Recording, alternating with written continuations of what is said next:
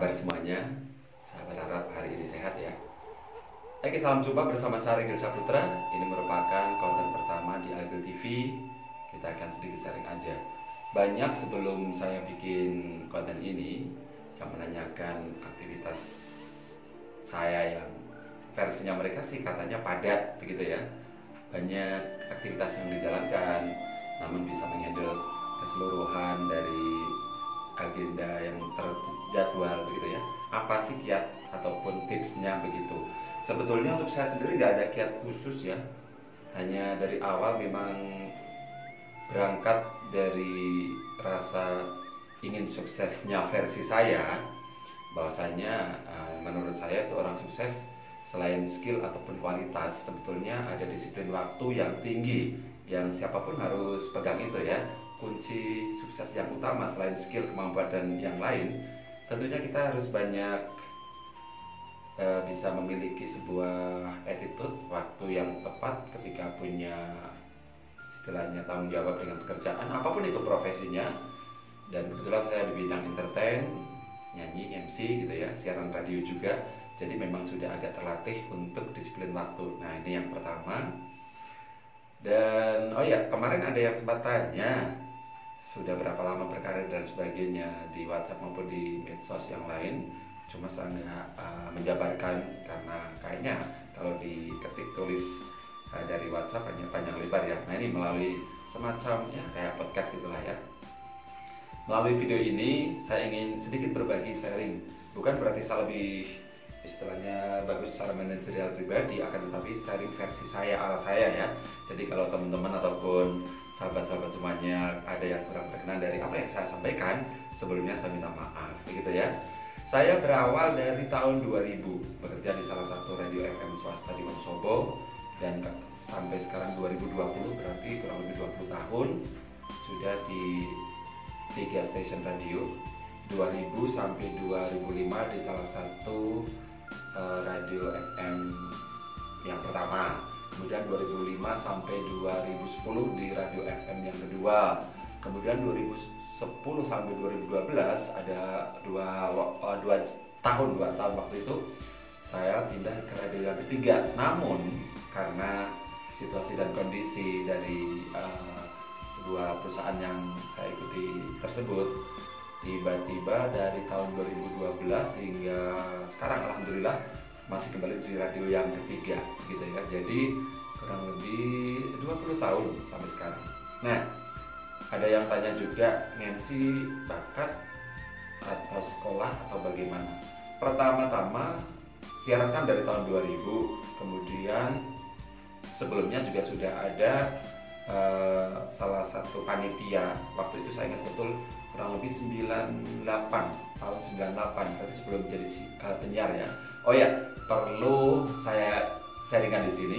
Sebelum akhirnya memutuskan ataupun mencoba peruntungan di bidang entertain dan broadcasting, sebetulnya saya sempat beberapa kali mencoba peruntungan di bidang lain ya.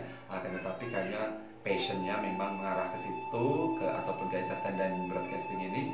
Jadi alhamdulillah dari tahun 98 pernah sekali waktu saya itu disuruh menjadi pembawa acara di sebuah acara, yaitu waktu itu peringatan Agustus. Nah, perayaan pentas seni Agustus, tapi waktu itu 98 itu masih menggunakan ini karaoke, kemudian masih pakai layar TV, kemudian pakai player VCD player. Nah ini belum seperti sekarang ada elektron dan solo auction ataupun yang lainnya yang berkembang yang memudahkan talent untuk tampil ya.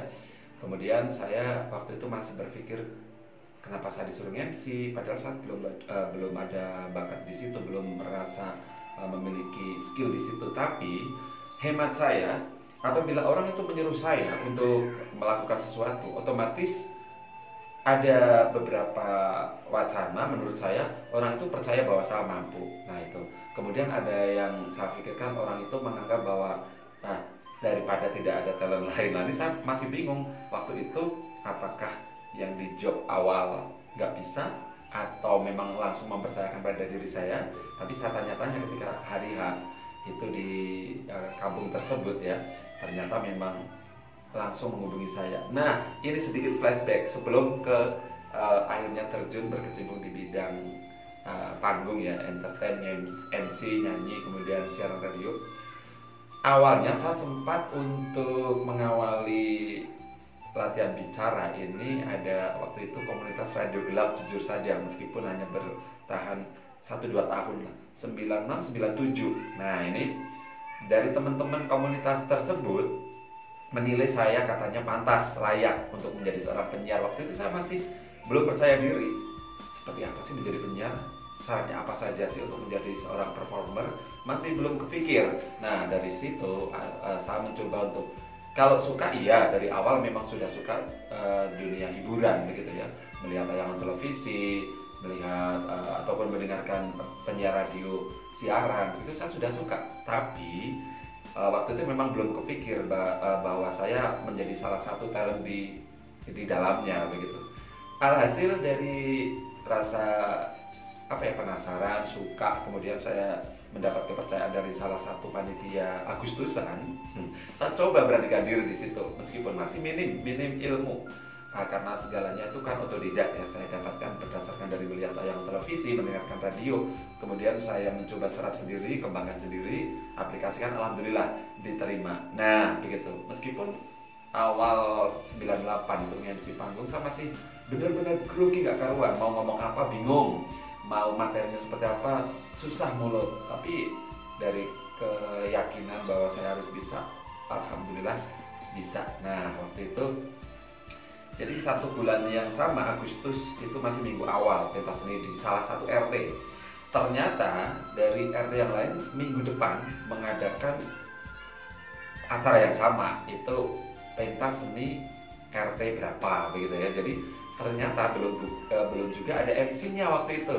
Nah kebetulan saya langsung disuruh karena melihat mungkin penampilan awal di RT yang satunya sebelumnya mungkin pantas atau layak, atau daripada nggak ada MC-nya begitu ya.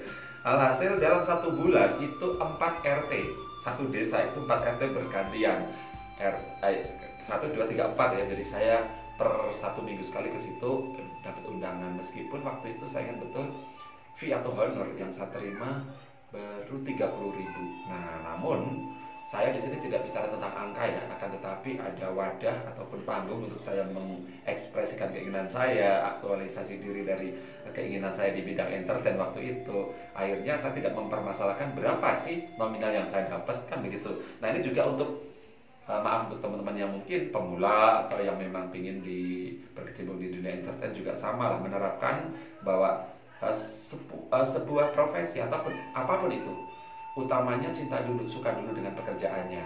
Jadi kalau misalnya ada istilahnya honor fee yang tidak sesuai harapan, kita masih ada maklum, karena ataupun kita itu sudah puas dengan perform kita, diapresiasi panitia, audiens, ataupun siapapun yang melihat waktu itu. Nah mudah-mudahan ini sedikit tips dari saya dan mewakili teman-teman yang tanya, ada yang DM, ada yang WhatsApp, pingin sharing sama Mas Ragil, boleh, cuma ini saya sharing untuk semuanya saja, barangkali juga sedikit banyak bermanfaat untuk sahabat-sahabat semuanya. Jadi insya Allah akan rutin ada beberapa istilahnya tampilan lagi video-video di Agel TV ini. Untuk itu jangan lupa like, comment, subscribe, ataupun share boleh ya. Oke, mungkin itu dulu karena saya masih harus menyiapkan beberapa part berikutnya tentang pertanyaan-pertanyaan yang disampaikan ataupun ditanyakan ke saya melalui DM teman-teman yang ada di luar sana. Baik, terima kasih. Awalnya saya sampai di sini dulu. Insya Allah ketemu lagi di kesempatan yang lebih bagus lagi. Terima kasih. Assalamualaikum warahmatullahi wabarakatuh.